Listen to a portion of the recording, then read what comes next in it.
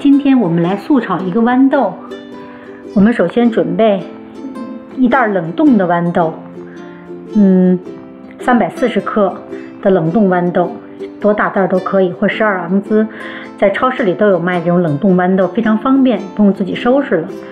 然后呢，我们再准备一点花椒和盐就可以了。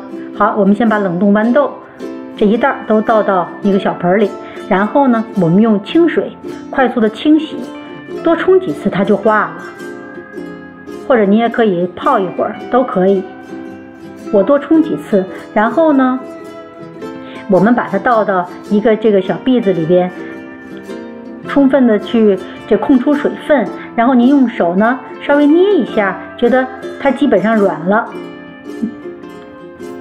好，我们解冻之后，把它控出水分，然后我们就可以准备开始炒了，非常简单。我们做锅，倒油，热锅凉油，然后我们倒这个10几粒花椒。这个菜最重要的就是用花椒油来炝才好吃呢。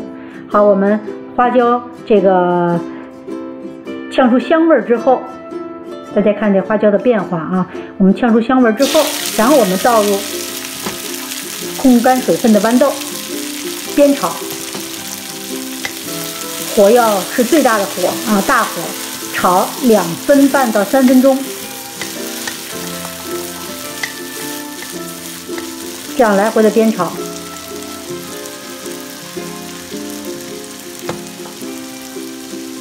稍微静止一下，您再煸炒。3分钟时间到，我们撒些盐，关火出锅就可以吃了，非常清香。好了，谢谢收看，我们下次再见。